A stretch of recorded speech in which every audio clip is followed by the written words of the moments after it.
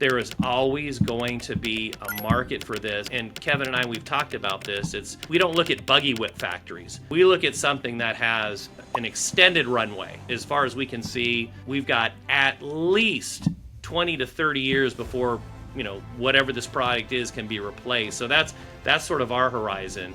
We are big embracers of culture, and when we go in, we have these conversations face to face with the owners. We tell them, look, your business is 20 or 30 years because you've built this great product, great culture around it, and we are going to come in and absolutely do nothing but foster and encourage the continuation of that culture. Most of these owners, it's their second family. And so when you make that decision to part with someone, have a comfort level that whom you're partnering with is going to continue to treat your employees like you have, foster that culture, as we mentioned before. It's a family business most of the time with these guys, and so continue to foster that growth. Welcome everybody to the latest episode of the Raise and Exit podcast. And today we have two guests, not just one. We have both Kurt and Kevin from Big 7 Ventures. They're here to go and share with you the wisdom that they have gained in their career and what they're doing on a day-to-day basis in making investments into fundamental businesses that are the essential backbone of America. And they have a different approach to how they look at it, a different niche. And I think they'll go and give you a perspective on what it is to find the right fit as a founder or a business owner that is looking to sell but not quite leave the business just yet. So on that note, Kurt and Kevin, please introduce yourselves briefly. Tell us a little bit more about the investment thesis that would kind of just attract the right seller or somebody looking for an investment from Big 7 Ventures. Thanks, Edgar. Kevin, I'll take this. Kurt, there's four of us. There's four. I don't want to say headless horsemen. There's four horsemen involved in Big 7 Ventures. You get half the team. Today, our investment thesis is this, and it was founded primarily. It comes from my background, 25, 30 years in basic manufacturing. I understand the whole, and I'm not going to get into political discussion here, but I saw where the puck was going to go in terms of onshoring. I had been previously involved in these lengthy supply chains, and the minute during COVID there was a hiccup, I sort of had an aha moment and went, this very, very fragile system is not a great model going forward. And I saw that we saw that there was going to be a need for this onshoring and being closer to your suppliers, and within 3 hours of the same time zone. Not, we weren't talking at night to India in the morning or vice versa. So our thesis is we love industrial niche businesses that have been around for 25, 30, 40 years. It may be second generation who that comprises the ownership, at any given point. So that's really our target. It's from 10 to 25 million top line. We like fixer uppers. It's funny. We briefly touched on we talked about 2008. That was obviously very dark days indeed. But then you fast forward to the next big hiccup, which was COVID.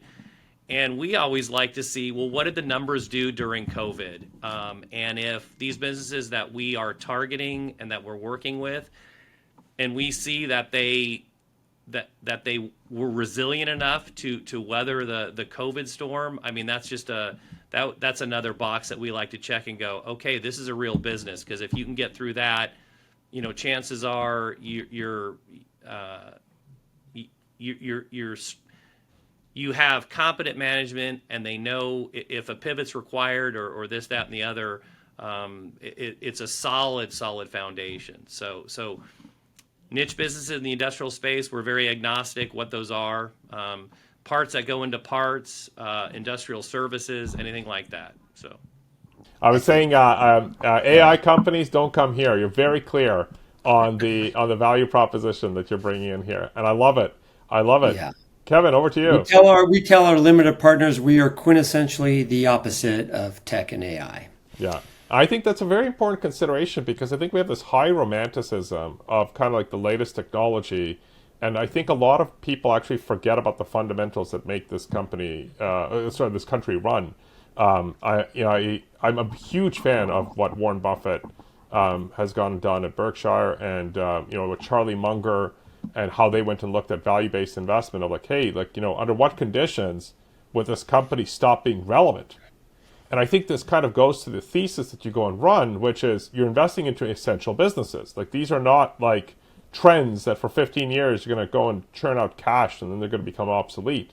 So maybe you can tell me a little bit, build on what you said there, Kurt, and maybe on the fact that these companies made it through COVID, but they made it through COVID not just based off of being able to run their business. They also made it through because of the fact that they were developing or producing something that was necessary. So how does like essential businesses, how does somebody actually realize that maybe I'm running an essential business, but didn't think about it that way? Yeah, Edgar, good question. Again, the way we would define essential business is, for example, my background is in, and it's terribly unsexy, but it's in commercial plumbing products that go on the wall, so no one ever sees them. But I have to, and I'll share with you the experience of COVID at the time that I was in corporate America. There was this funny maybe 3 or 4 week period where the world was ending and this, that, and the other. But as a lot of different industries, people were huddled down and Zooming. They were running their business from Zoom. Well, we were running factories, so our customers said the demand isn't where it was, say last year at this time. But let me tell you, we're still building. We still need your product, and you need a workforce there producing. So, we were the quintessential essential product at that point, or in our sort of our market ecosystem. So these things never go away, and I think a lot of people were really confused that you can't run. Thanks to Elon Musk. What was it, about 2 years ago, when he said, "Hey, workforce has to come back to work," and the funny part of that is, having been involved in manufacturing and people and equipment, I thought, remote work is not an option. So again, that word essential. And I looked at these businesses, and this is in my corporate life, and I looked at these businesses and said, the demand will always outweather these, whether it was a 2008 thing, which I hope we'll never revisit, or COVID in 2020. There is always going to be a market for this, and it's not. And Kevin and I, we've talked about this. It's we're not a buggy whip. We don't look at buggy whip factories.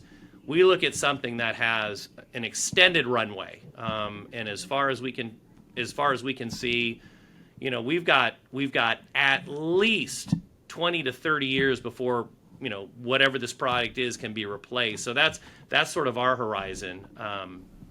And again, essential is it's not gonna go away, and AI cannot replace it. And the funny part of it is we use AI extensively in our sort of day-to-day business. So it's a great tool to have, but again, it's not AI. And if you want for example, if you want your water to enter a building, you need piping, and you need the systems. You need people making those products, and then you need people installing them.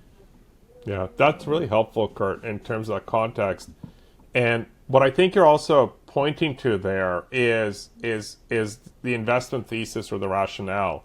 So I'd actually like to kind of have you gentlemen, maybe you can kind of address in terms of how companies that are looking to sell, or founders or ownership that is looking to sell, how they make the decision to go to somebody such as your organization, where you only make a few investments a year or a few acquisitions a year. Because I think it's a different dynamic, right? Like if you're a larger scale PE firm that is, acquiring companies with 100, 500 million in revenue, et cetera, like they're looking at hundreds of deals, making dozens of due diligence exercises, potentially making dozens of offers in a year, especially if they're doing bolt-ons. But you're looking at more smaller, fundamental businesses. So how can somebody kind of self-identify, hey, maybe I would want to come to and sell to or get an investment from somebody like Big 7 Ventures? What does a founder need to ask themselves to say, this is better for me versus somebody else? Kevin? I think, from where we like to think we separate from the rest is we like to go meet these owners face to face and get comfortable with us with them and vice versa. And as Kurt mentioned before, we are big embracers of culture. And when we go in and we have these conversations face to face with the owners, we tell them that, look, your business is 20 or 30 years because you've built this great product, great culture around it. And we are going to come in and absolutely do nothing but foster and encourage the continuation of that culture. And, we ask the sellers to come along for the ride, oftentimes, if they're willing to do so, and invest back into the new entity and help us, most of the time what we've found is the owners are just exhausted from the day-to-day operational of running the business. That's a great point that you're saying there, Kevin, because it goes to why are you selling? Right? We work with companies, we speak with founders, we speak with ownership. Like they're like, well, why are you raising money? Right? Sometimes it's like, we're bleeding money. Okay, that's a problem. But like sometimes it could be because of growth equity. But in your situation here, right? Why are you selling? So what are some questions that you'd recommend for somebody to ask themselves to actually figure out why they're selling and that they're ready to sell? What's something two of you would recommend?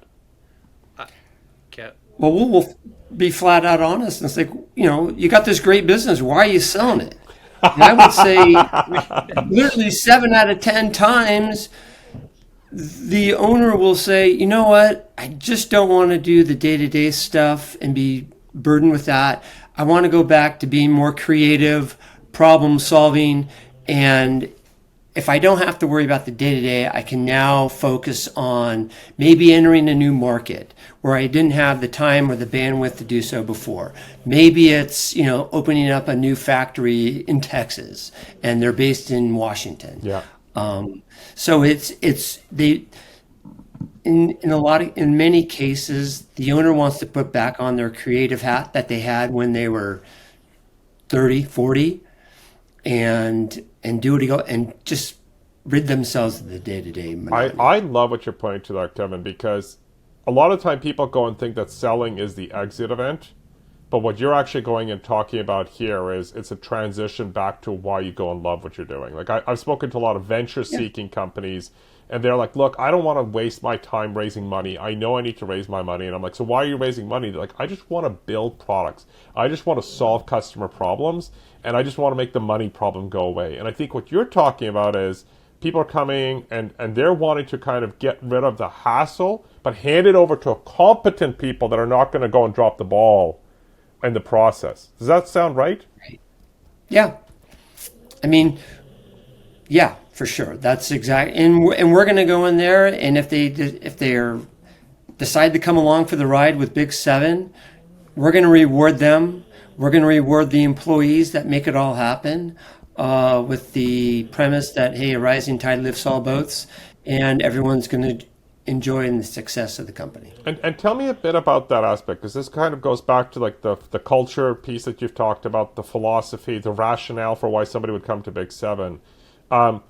Are you also structuring your deals differently in terms of how people get rewarded or when they get like a subsequent financial event? Tell me a bit more of how you think through structuring deals, because I find founders don't think about enough.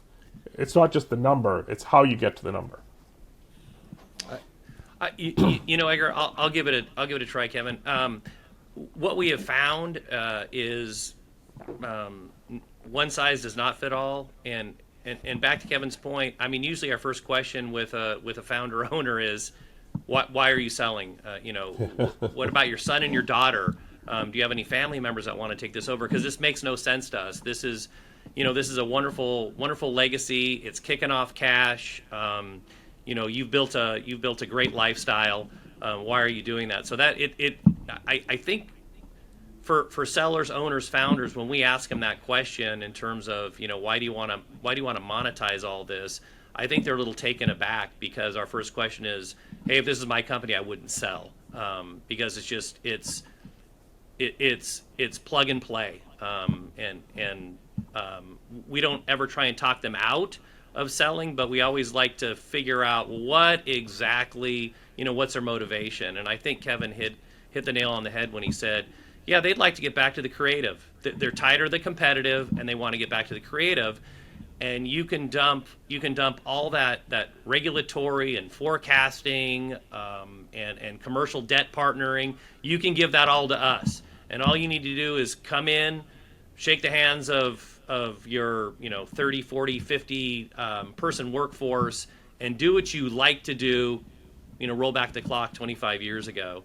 So that was a very important point Kevin made. And we when we approach bankers and we'll say, hey, I know you're representing XYZ company, we'd like to meet them. And bankers are really, they're very protective of their clients, and I can't really figure out why.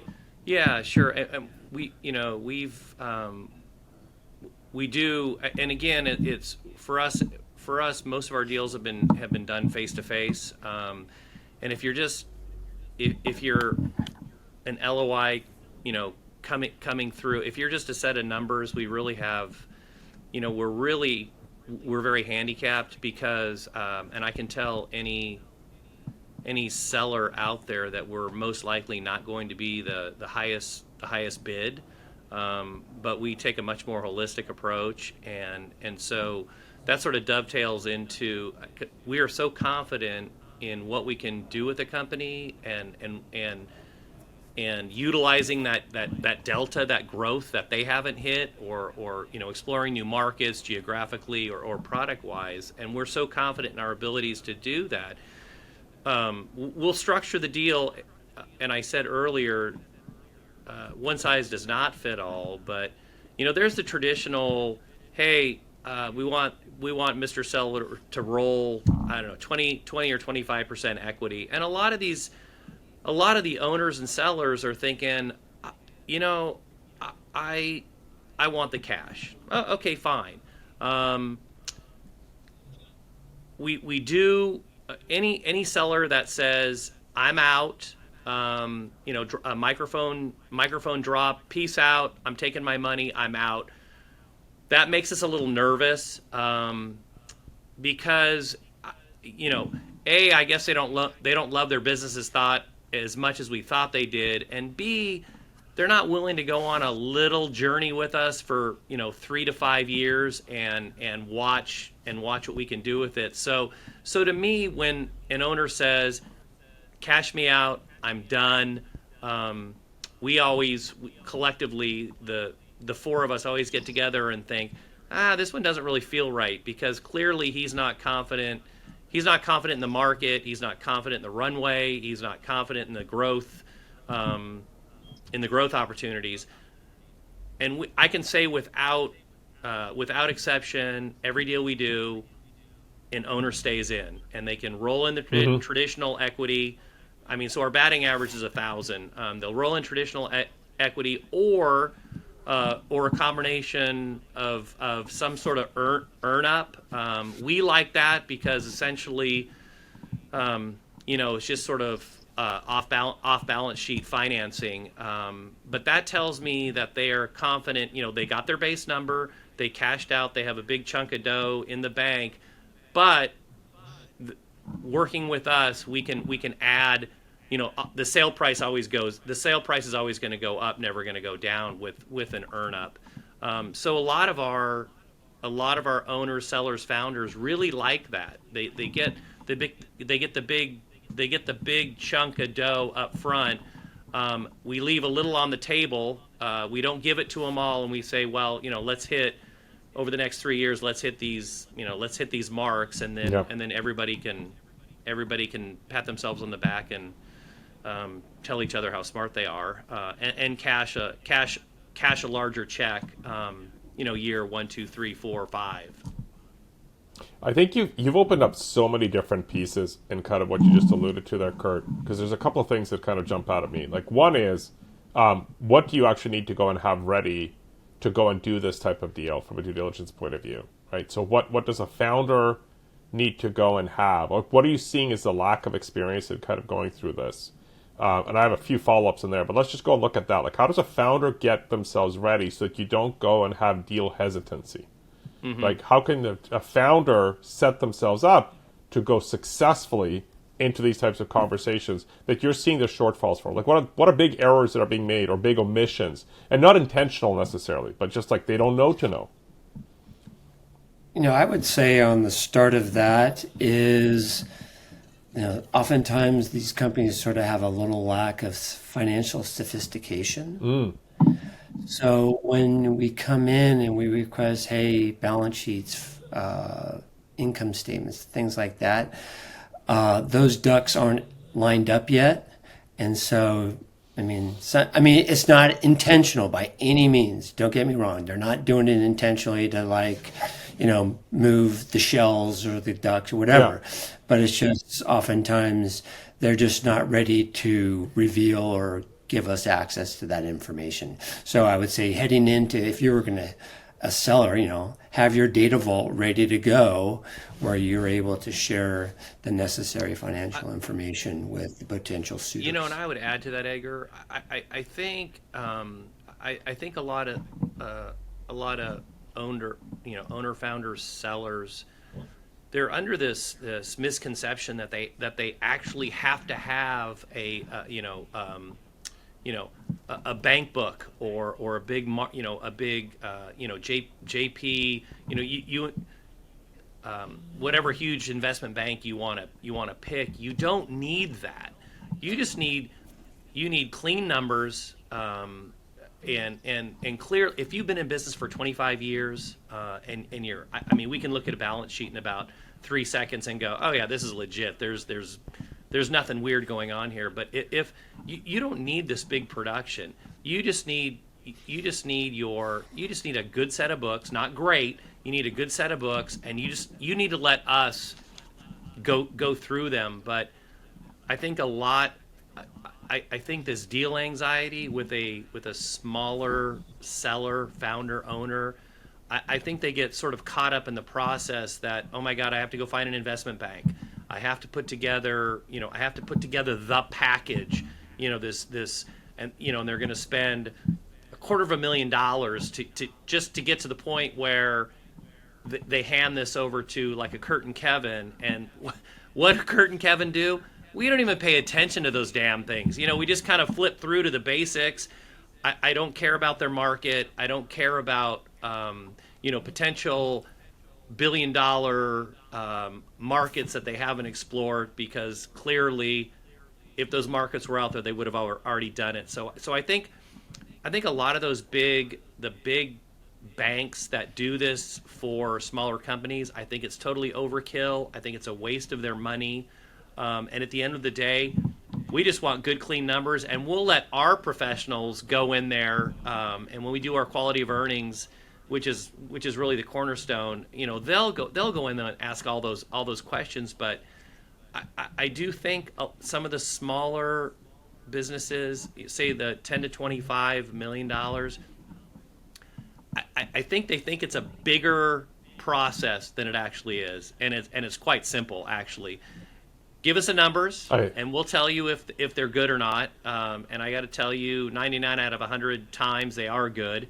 And we're going to ask for, we'll have a long list, and then just start knocking them off. Give us the stuff. Let us have our committee meetings, and then we're gonna do a deal. It's not complicated. I also love it. think, I love it. Just want to quickly kind of go and highlight something here, Kurt, that you're pointing to, which is you have different due diligence needs depending on the type of business and the type of transaction.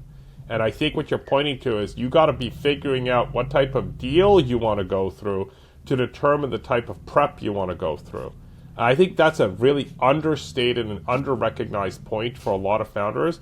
And I would assert that some investment banks, if not most investment banks, gloss over it because they're incentivized by being part of the deal.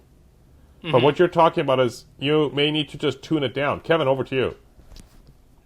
no, I was just going to say, I think oftentimes private equity gets sort of a bad rap. And some of these owners who feel maybe are intimidated by private equity and see the banker as their guardian. Hey, protect me against these sharks. And Kurt and I are about as harmless,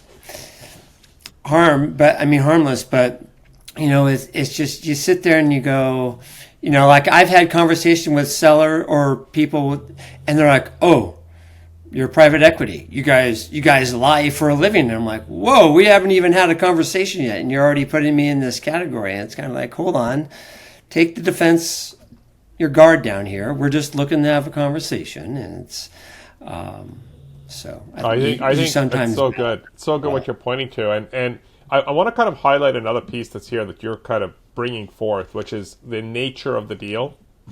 What it sounds like is you're really focusing around continuity of operations, which I think is very different from some other private equity firms that are maybe a bit more financial engineering like, where they're like, hey, we want to roll this up, right? We want to go and kind of like drive that inorganic revenue to get to a critical mass so that it becomes attractive to the next tier of the private equity firm, which then goes and takes it to the next critical mass, which might like result in an IPO.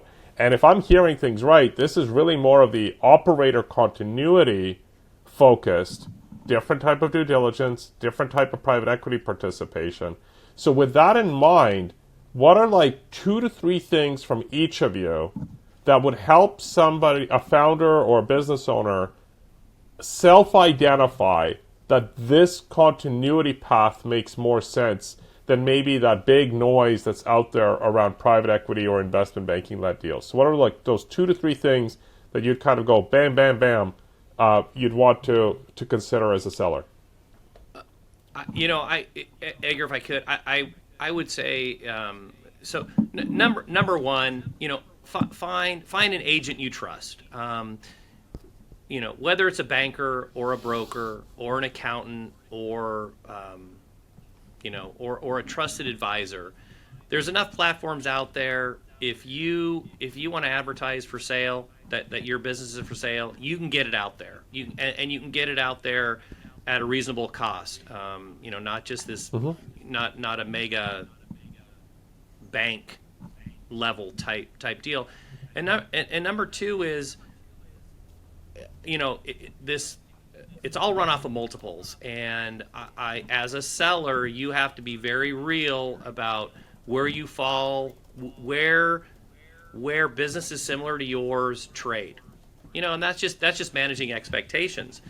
And then I would say number three, anybody can raise capital, anybody can bring in a commercial partner, anybody can package the deal, and you're going to get a check out of this. But my third point is, like the people you're selling to, because if you care about your employees, or we like to call them team members, if your team members that have been working for you for 15, 18, 20 years, maybe their son works for you or their brother works for you, and there's a family element to it, be very careful who you partner with, and maybe you take a small reduction in the multiple and the actual size of the check that you get, knowing that your people are going to be cared for, and the next generation of workers are going to be cared for, for the next 10 or 15 years. And there are those sellers out there. Mm-hmm. So you better trust and like your partner that they will do the right thing after you ride off into the sunset with your big check. Yeah. That's very helpful. Kevin, how about you? What is like your words of wisdom that you'd kind of pass on? Well, off of Kurt's third point, definitely partnering, deciding who you're going to partner with and trust them. And as Kurt had mentioned, hey, look, most of these owners, it's their second family. And so when you make that decision to part with someone, have a comfort level that whom you're partnering with is going to continue to treat your employees like you have, foster that culture as we mentioned before. And, it's a family business most of the time with these guys. And so continue to foster that growth. Yeah. If I can just interject really quickly. Sorry, Edgar. No, go ahead, Kurt. I was just going to say, we do love that family feel, but we have we're not sort of unicorns and fairy tales here. We do, when we come in, we do sort of initiate a new sense of discipline and a new way of looking at things, because obviously we have investors and partners that we have to show return. We look at some of these businesses. They've been run. I don't want to say lazily, but they've been run how they've been run for the last 10 years, and we like to tighten that up, squeeze a lot, as much efficiency as we can, not taking a huge human toll on the workforce, but we do. We're very demanding owners, so we don't come in and just hold hands and sing Kumbaya. We respect the culture, but we also most of the time these companies know what their own problems are, and the owner was just too tired to deal with them, and we'll walk in and say, hey, whether it's cash management or receivables. This is very nuts and bolts. This is a very basic playbook, head count, and we'll go in there, and they actually, they know where it has to go, but.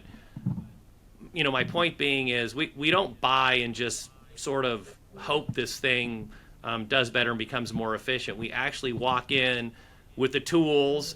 We'll roll up our sleeves. If they don't know how to do it, we'll work side by side with them. And the name of the game is we got to grow. We have to grow the top line, and we got to grow the bottom line. So that's really the mandate when we walk into these places. But we do it humanely, and we do it respecting the culture of the company.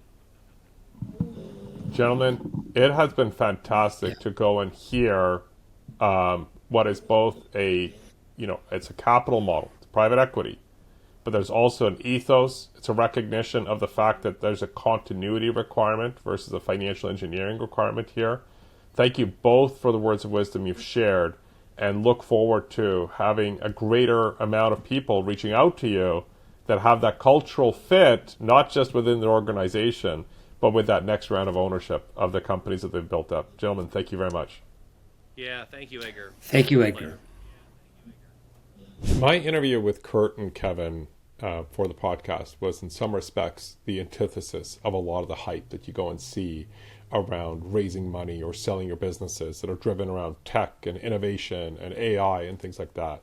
What they went and talked about was really around what does it go and take to hand off your business to the next generation? What are the things that you need to think about?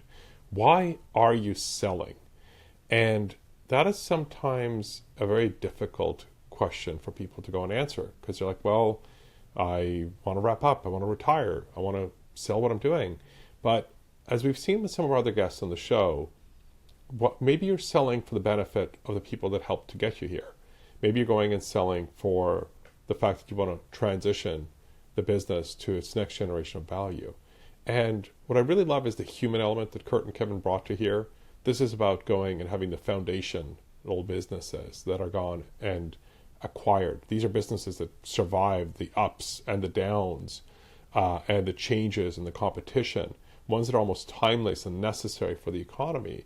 And they might not have the same sexiness, but they sure as heck have the same, if not more, immense value inside our systems. So I hope that you are somebody who's listening here, whether you're early on in building your company or close to going and exploring its sale, that you consider, why are you selling? How do you want to hand this over? How do I provide the confidence to my buyers that I'm not hiding something because I just got to get out under duress? And I think those are all things that are valuable to go and consider, and probably much earlier than you think in the building of your business. If you haven't really set up an exit plan for yourself, as you've heard from some of our guests previously, then you're potentially putting yourself at a disadvantage. So with that in mind, take a step back, have a coffee, have a drink, and reflect on, if I sold today, why would I sell?